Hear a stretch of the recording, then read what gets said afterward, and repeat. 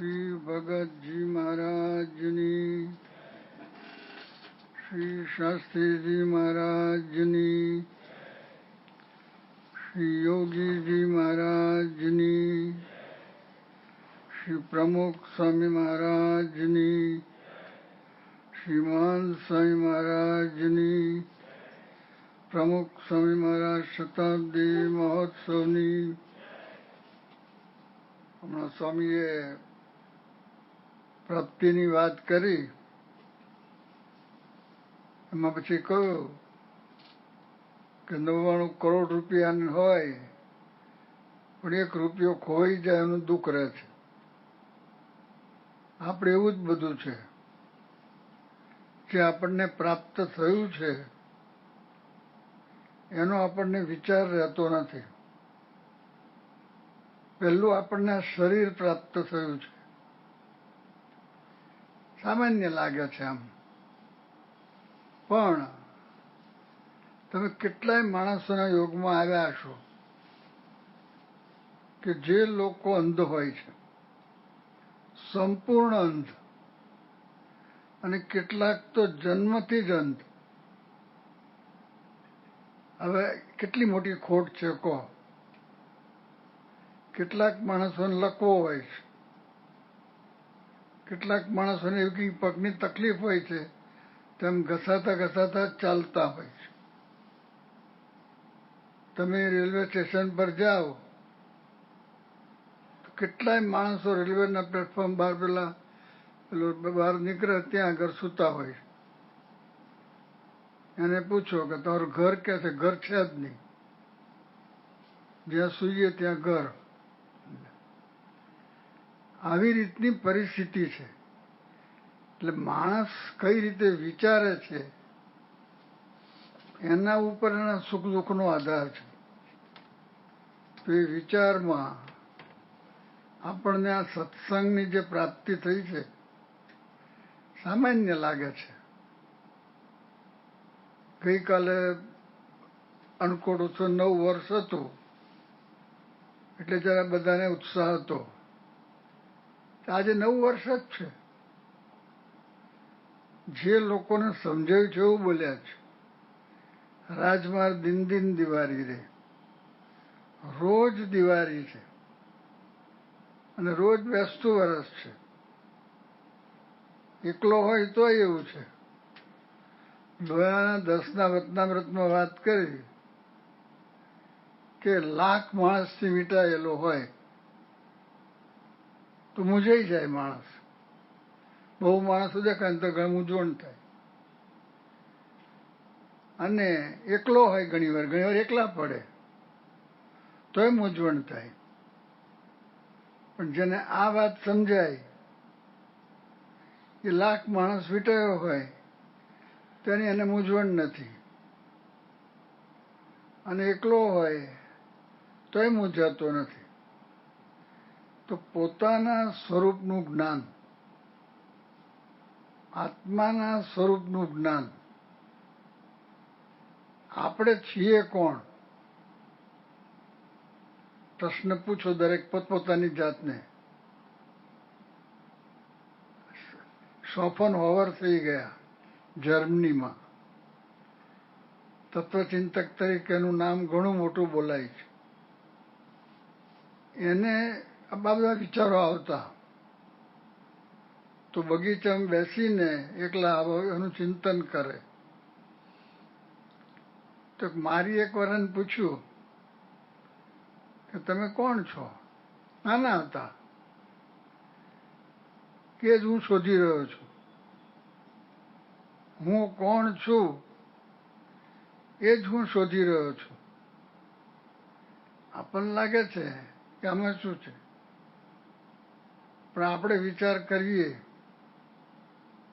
કે આપણે એટલે કોણ? કે આ દેખાય છે તે, આ શરીર.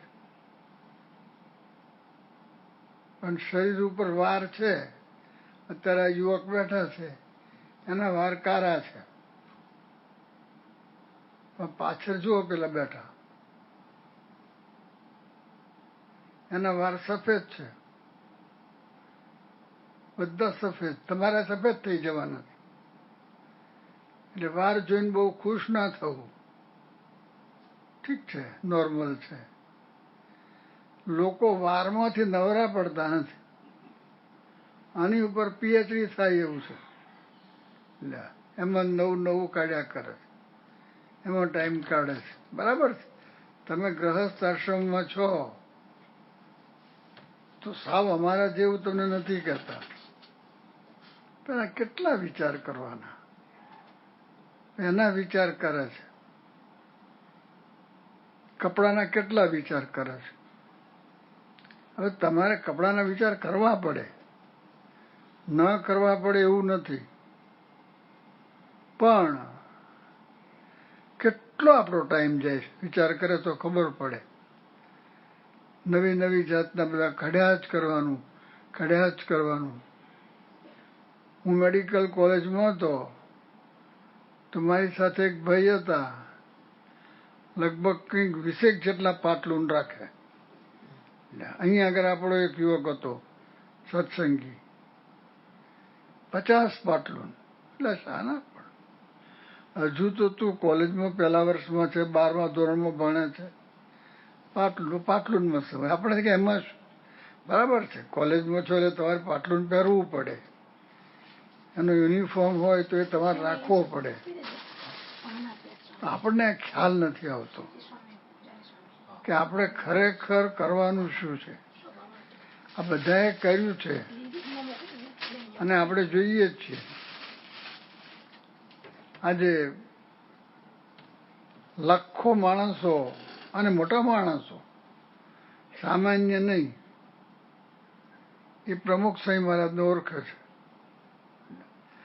અને આદર છે. જે તમે એક વિચારને પામો, અબ્દુલ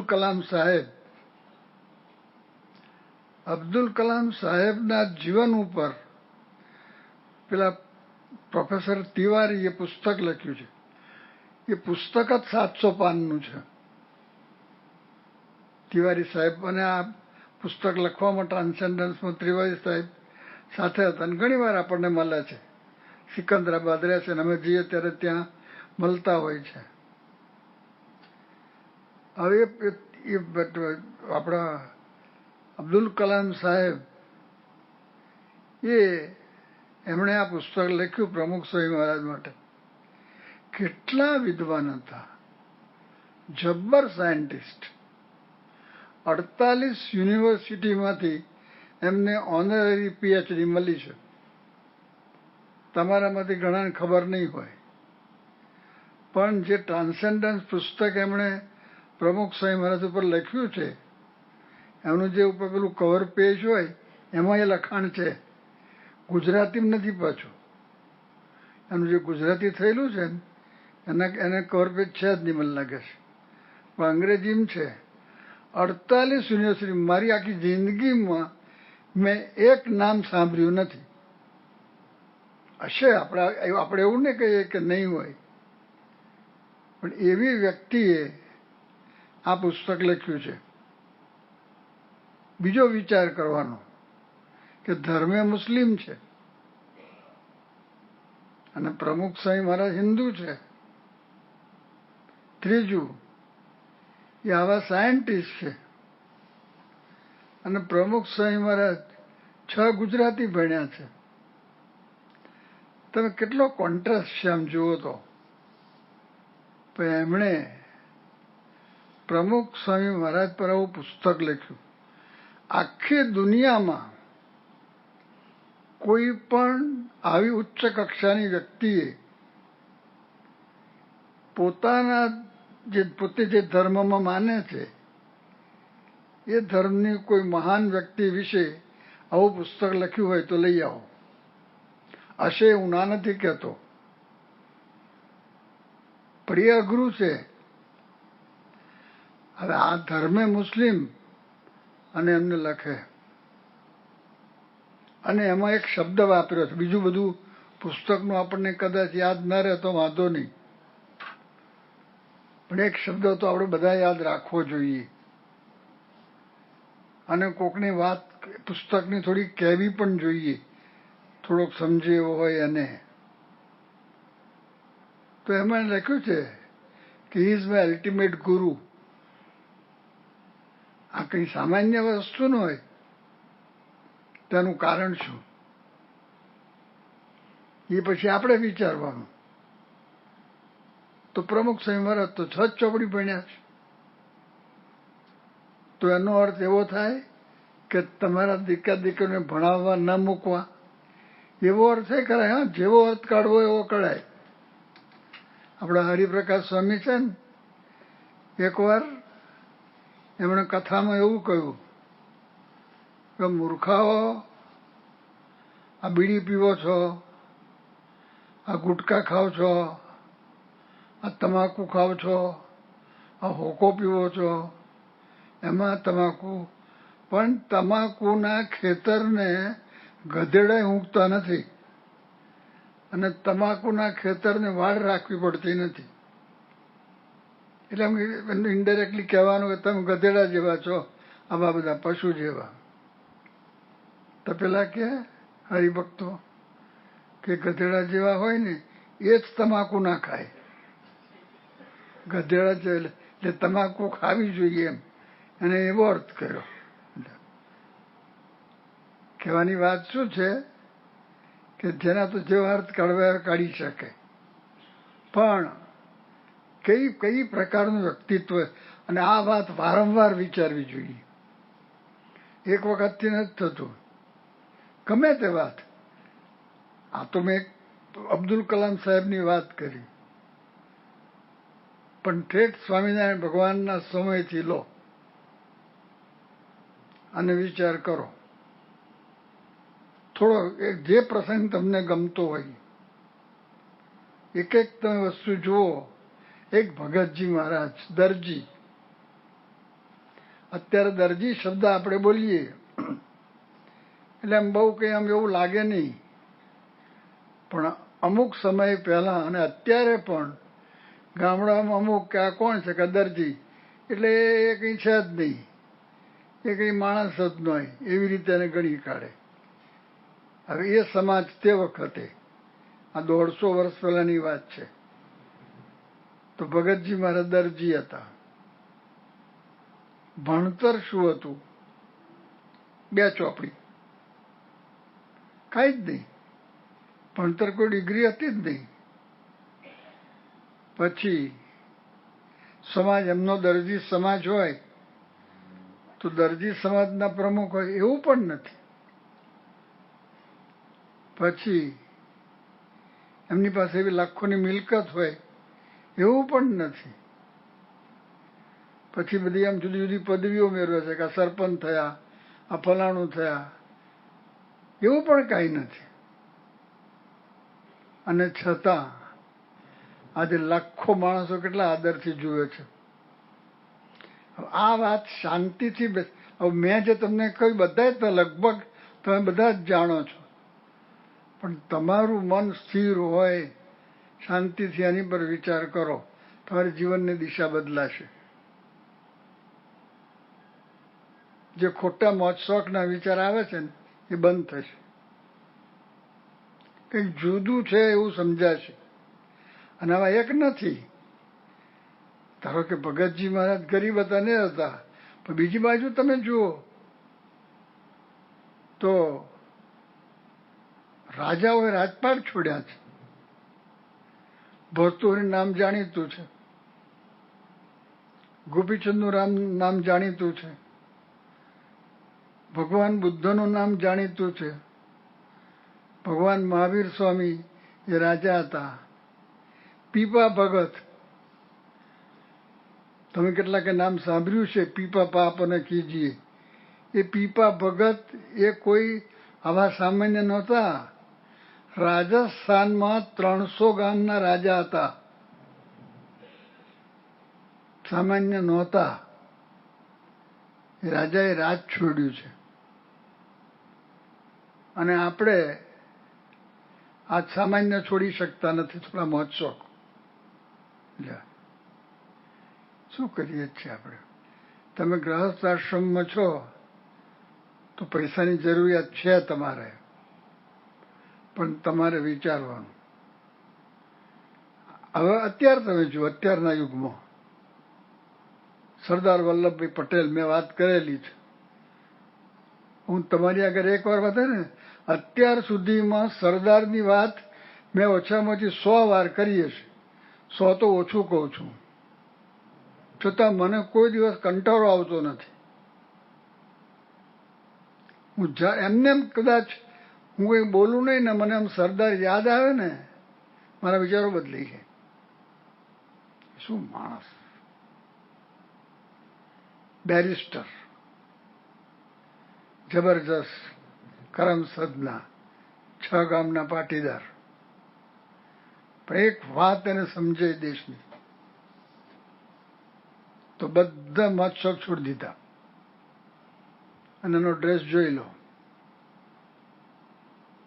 આને એને કાર્ય કર્યા છે જુઓ હવે તમે. અને જુઓ હવે લોકોએ હવે કદર કરી અમુક વર્ષો પછી, તો સરદારનું સ્ટેચ્યુ બન્યું. હજુ જોવાનું બાકી છે. વચમાં એનું પેલું એ આવતું, એ જોયેલું એક વાર મેં, પણ હવે બન્યા પછી એની વિડીયો જોઈ નથી મેં, પણ મારે જોવી છે. એ કોકની પાસે હોય તો મને બતાવજો, મારે જોવી છે કેવું બન્યું છે. એટલે સરદારનું સ્ટેચ્યુ આવું જબરજસ્ત, બધા જુદા જુદા સ્ટેચ્યુ છે ને. મને એક આવડો વિડીયો થોડું બતાવ્યું હતું કે જુદા જુદા સ્ટેચ્યુ છે, એ બધાની કેટલી હાઈટ છે. અત્યારે દુનિયામાં ઊંચામાં ઊંચું સ્ટેચ્યુ કોઈનું પણ હોય તો એ સરદાર પટેલનું છે. કેવા પુરુષ થઈ ગયા છે, વિચાર કરો. એની પાસે શું હતું, ચિંતન કરો.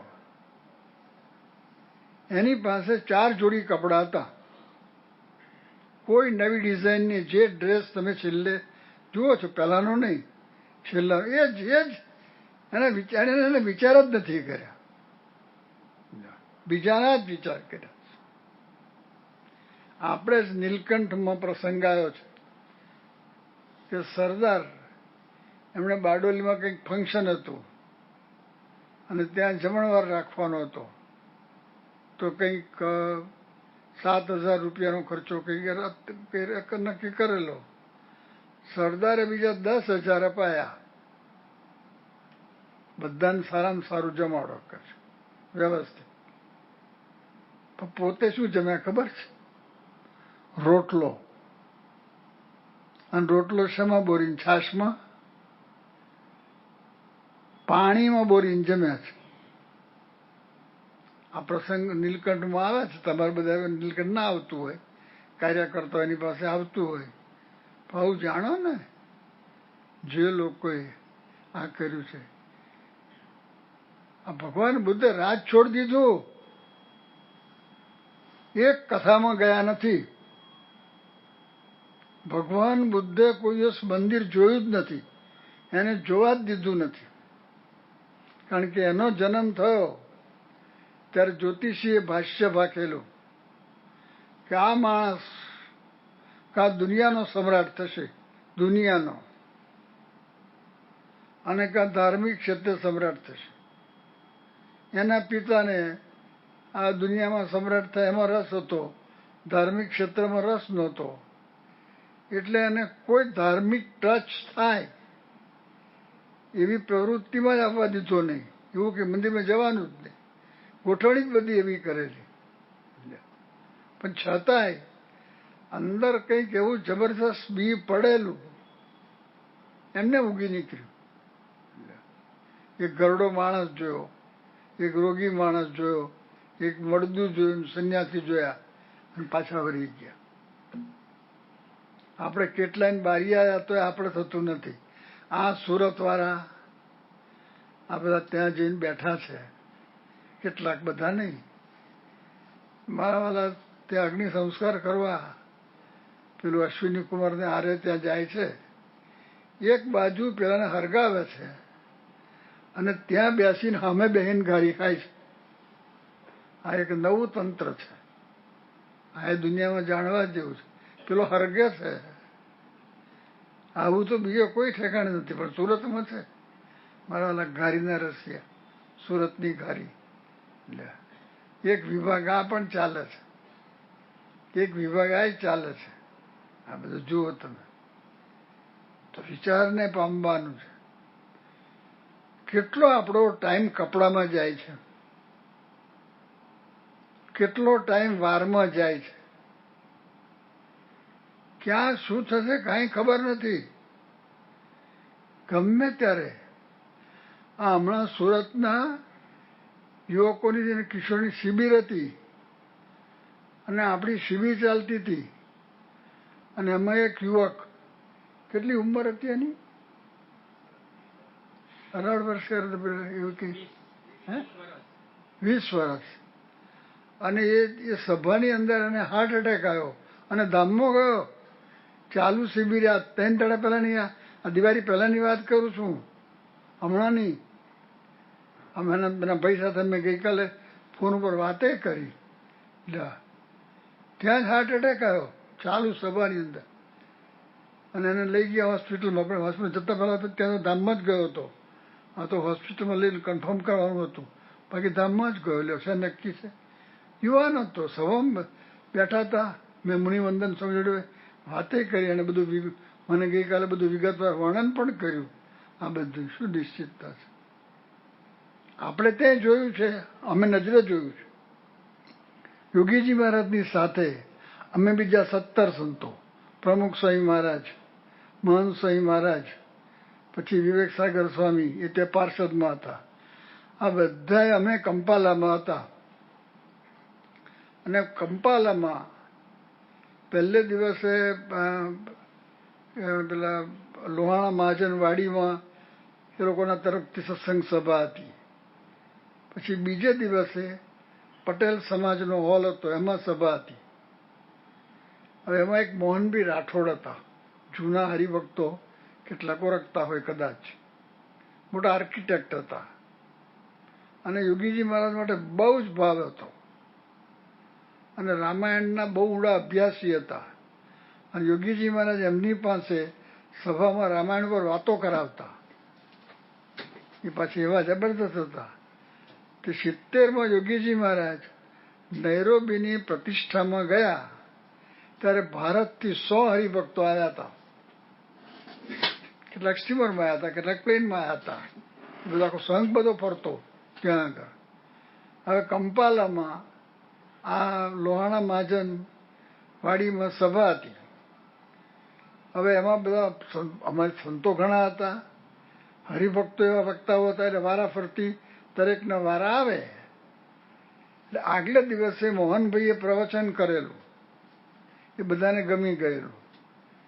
એટલે બીજે દિવસે જ્યારે ત્યાં આગળ આવ્યા પટેલ આની અંદર કે લોહાણામાં, ત્યારે પેલા 5 મિનિટનું પ્રવચન રાખો ને, મોડા ભેગું મોડું આવે, કોઈ ક્યારે આફ્રિકા આવવાનું છે, આપણે પછી તો આફ્રિકા ગયા જ નથી યોગીજી મહારાજ, તો રાખો તો 5 મિનિટ પ્રવચન રાખ્યું.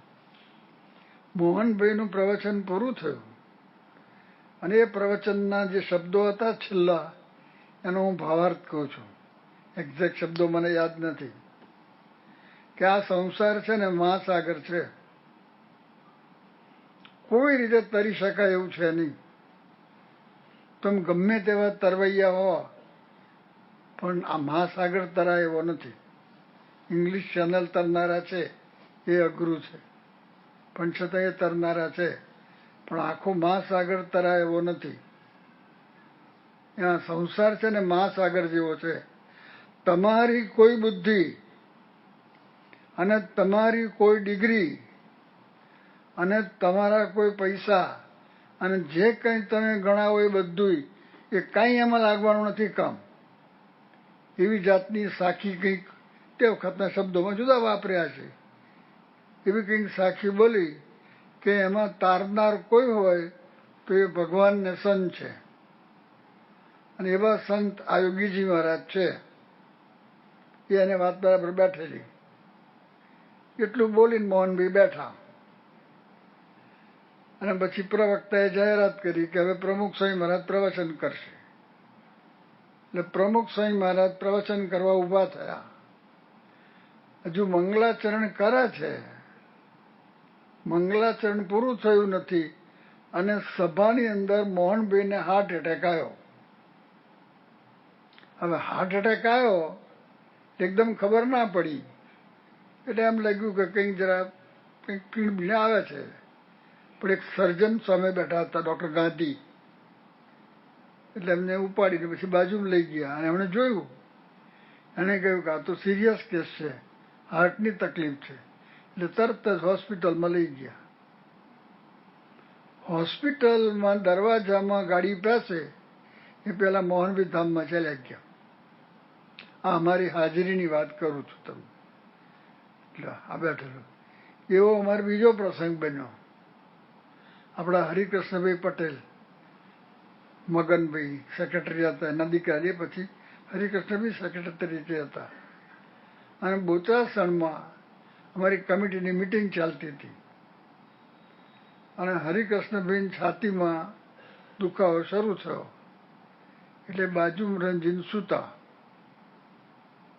તે પ્રમુખ સાહેબ કે બે દુઃખ, ચાલો આપણે જઈએ. તો મિટિંગ બંધ રખાઈ અને ત્યાં એને એમ કરવા માટે ગયા. તો પ્રમુખ સાહેબ હાથ પકડ્યો છે અને ધામમાં ગયા. આમ બેઠા જ છે બધા ચારે બાજુ. પ્રમુખ સમાજનો હાથ પકડ્યો છે. આવા તો કંઈક આ બધું નાશવંત છે. તો આ વિચારવાનું છે. તો નાશવંત છે એમ વિચારીને ગભરાવાની પણ જરૂરિયાત નથી. અને આ વાત સ્વામિનારાયણ ભગવાને લખી. 2 વચનામૃત એવા લખ્યા છે. જીવન કેવી રીતે જીવવું એ બધા મહાપુરુષો જુદી જુદી રીતે કહે છે. પેલા મહારાષ્ટ્રમાં થઈ ગયા તુકારામ, એને પૂછ્યું કે તમે આવું પવિત્ર જીવન કેવી રીતે જીવી શકો છો? એટલે એમણે કંઈ કહ્યું નહીં, કોઈ જવાબ જ નહીં આપ્યો.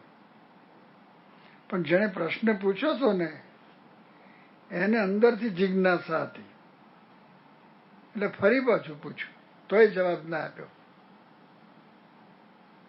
પછી 3જી વાર પૂછ્યું તો તુકારામે બીજા દિવસે એને કહ્યું કે મને આજે એવું સ્વપ્ન આવ્યું કે સ્વપ્નની અંદર તમે ધામમાં ગયા છો એવું દેખાયું. અઠવાડિયા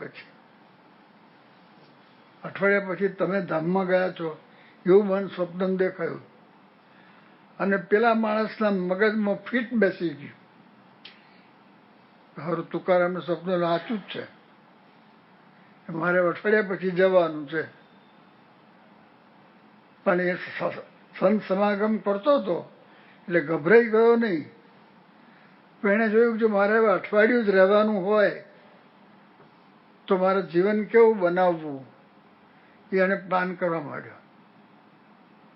જે કોઈના પૈસા લીધા હતા એને બધાને આપી દીધા.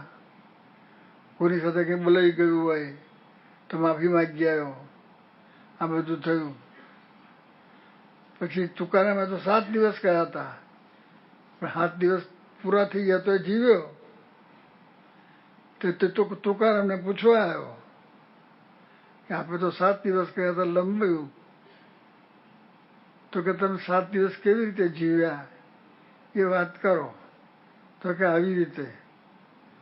તો કે આ તમે આવું સારું જીવન જીવ્યા એટલે ભગવાને તમને લંબાયું છે, આવી રીતે જીવન જીવજો. આ રીતે આ વાત આ મહારાજે કહ્યું છે.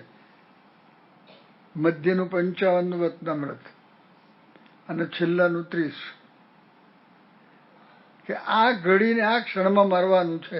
આવો શબ્દ વાપર્યો છે. 1 સેકન્ડ પછી મરવાનું છે. એટલે ગભરાવા માટે આ નથી, હકીકત માટે છે. તો જે સમયે જે કામ કરવાનું છે એ વ્યવસ્થિત થાય. ડરાવવા માટે નથી.